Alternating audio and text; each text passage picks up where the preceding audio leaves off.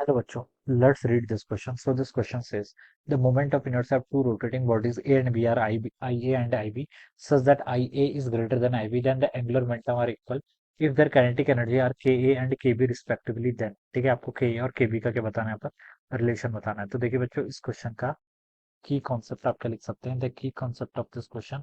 आपको KA और kinetic energy, ठीक है, मोमेंट ऑफ इनर्शिया, ठीक है, काइनेटिक एनर्जी लिख लीजिए, क्या लिख लीजिए, काइनेटिक एनर्जी, ठीक है, काइनेटिक या फिर रोटेशनल काइनेटिक एनर्जी लिख लीजिए। रोटेशनल काइनेटिक एनर्जी क्या होगा, इस क्वेश्चन का आपका की कॉन्सेप्ट हो जाएगा। ठीक है बच्चों, देखिए काइनेटिक एनर्जी क्या होगी, कोई बॉडी क्या कर रही है, आपकी रोटेट कर रही है, जिसका मोमेंट ऑफ इनर्शिया आपको गिवन कर रखा है। ठीक है, आई ए एंड आई बी, और बोल रखा है एंगुलर मोमेंटम। देखिए काइनेटिक एनर्जी का फॉर्मूला क्या होता है, रोटेशनल काइनेटिक एनर्जी का फॉर्मूला होता है आपका half I times omega square. ठीक है, और या फिर आप इसको ऐसे लिख सकते हैं, कितना, एल स्क्वायर बाई टू आई के इक्वल्स, ठीक है, एल स्क्वायर बाई टू। ठीक है, एल इजिकल टू कितना होता है आपका आई टाइम्स ओमेगा।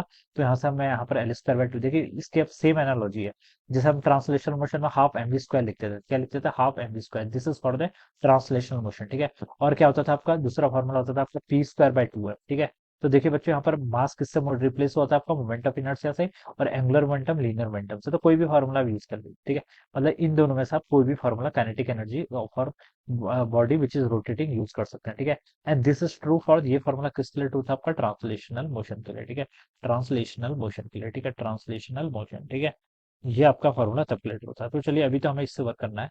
आपको देखिए क्वेश्चन में एंगुलर मोमेंटम, काइनेटिक एनर्जी और मोमेंट ऑफ इनर्शिया के बीच में रिलेशन है, तो अब ये वाला फॉर्मूला यूज कर लीजिए। ठीक है, ये फॉर्मूला यूज नहीं कर लिए क्योंकि यहाँ पर एंगुलर वेलोसिटी आ रहा है, तो इस फॉर्मूला का यूज कर लीजिए, एल स्क्वायर बाई टू आई वाला। ठीक है, तो यहाँ से देखिए आपको क्या पता चल गया, क्वेश्चन बोलेगा कि एंगुलर मोमेंटम आर इक्वल, दोनों का एंगुलर मोमेंटम इक्वल है। ठीक है, तो देखिए बच्चों, काइनेटिक एनर्जी किसके इक्वल है, यहाँ से आपकी एल स्क्वायर बाई टू के इक्वल। दोनों बॉडीज का बोल रखा है उसने क्या, एंगुलर मोमेंटम इक्वल है, तो एल को हम यहाँ से बता सकते हैं कि काइनेटिक एनर्जी किसके इनवर्सली प्रोपोर्शनल होगी, फिर मोमेंट ऑफ इनर्शिया की, जिसका जितना ज्यादा moment of inertia, kinetic energy क्या होगी, उतनी कम होगी। ठीक है, ऐसे बता सकते हैं। अब क्वेश्चन बोल रखा है, देखिए आपका दो बॉडीज हैं जिनका moment of inertia I A is greater than I B, ये गिवन कर रखा है। तो काइनेटिक एनर्जी का क्या रिलेशन होगा, देखिए अगर किसी का मोमेंट ऑफ इनर्शिया ज्यादा है तो उसकी काइनेटिक एनर्जी क्या होगी, लेस होगी। तो यहाँ से बता सकता हूँ kinetic energy of A is lesser than the kinetic energy of B.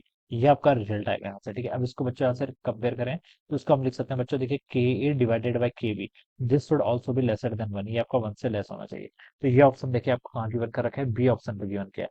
पहले बोला है कि के ए के बी से ग्रेटर होगा, तो वो तो रॉन्ग हो जाएगा, बी वाला ऑप्शन यहाँ पर ट्रू हो जाएगा। ठीक है, तो B option will be the right answer of this question. Alright, so this will be the answer.